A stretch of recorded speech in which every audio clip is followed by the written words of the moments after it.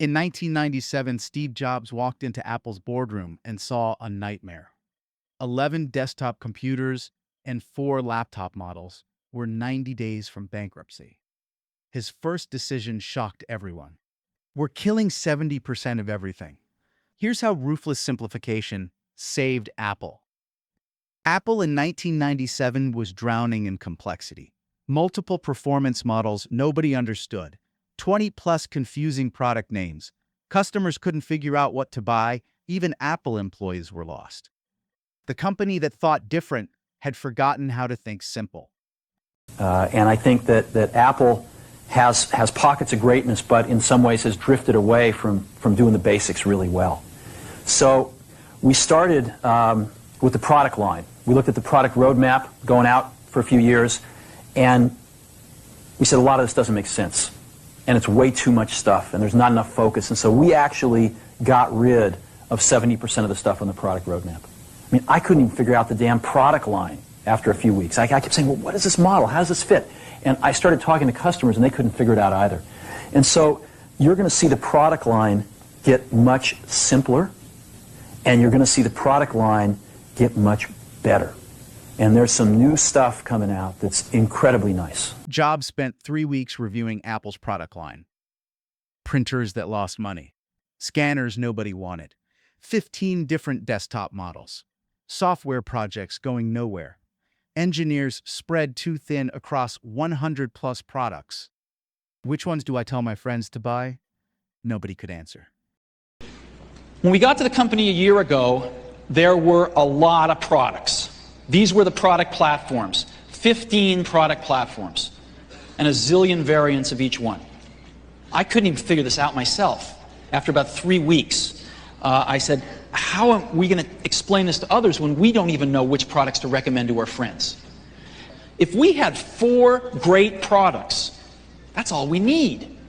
And as a matter of fact, if we only had 4, we could put the A-team on every single one of them. And if we only had 4, we could turn them all every 9 months instead of every 18 months. And if we only had 4, we could be working on the next generation or 2 of each one as we're introducing the first generation. So that's what we decided to do, to focus on 4 great products. Jobs grabbed a whiteboard and drew 4 boxes. 2 columns, consumer and professional. 2 rows, desktop and portable. 4 markets, 4 products, 1 crystal clear vision. Everything else would die. We went back to Business School 101, and we said, what do our customers want in our products? What kind of products do they want? And they wanted 2 fundamental kinds of products. They wanted consumer products, and they wanted pro products. Our design and publishing customers primarily wanted the pro products. Our education customers primarily wanted the consumer products. But they also wanted 2 different kinds of each one, desktop and portable. And we looked at this and we said, now, this looks pretty simple, but we couldn't find a way to come up with anything else that captured what they wanted as succinctly and as clearly as this. We said, finally, this is it. We've got to make 4 great products, and we can meet the needs of what our customers are telling us they want. And we've spent the last 10 months working like crazy to try to do just that. What Jobs killed? Newton MessagePad, despite $500 million investment. Copland operating system, 12 Performa desktop models. Printer and scanner divisions, CyberDog Internet Suite.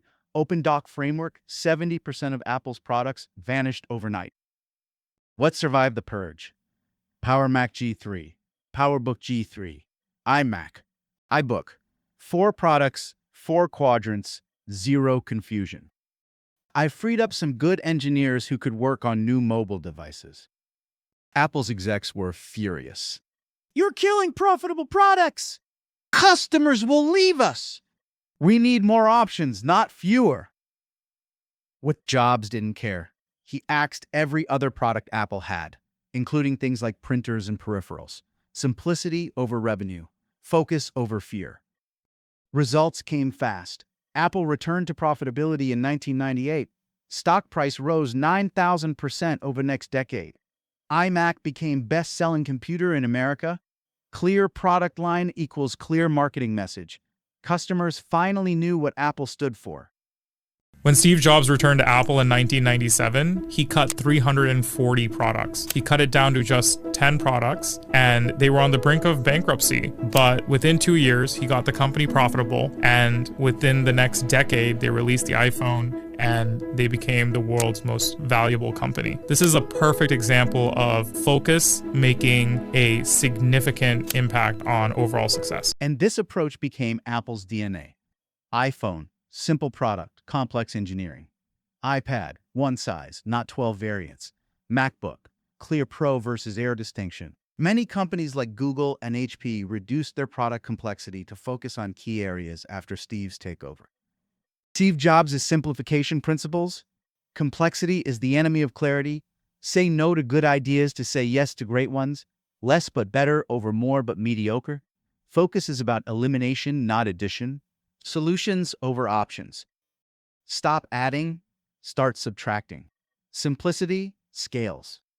Somebody taught me a long time ago a very valuable lesson, which is if you do the right things on the top line, the bottom line will follow. And what they meant by that was if you get the right strategy, if you have the right people, and if you have the right culture at your company, you'll do the right products, you'll do the right marketing, you'll do the right things logistically and in manufacturing and in distribution. And if you do all those things right, the bottom line will follow. So yes, we have obviously plans about where we'd like to see the bottom line, but we are focusing most of our energy not on financial re-engineering, because that's not what's been troubled at Apple. We're focusing our energy on the right product strategies, the right market strategies, the right communication strategies, the right logistics and distribution strategies. And the team is making, I think, very strong strides.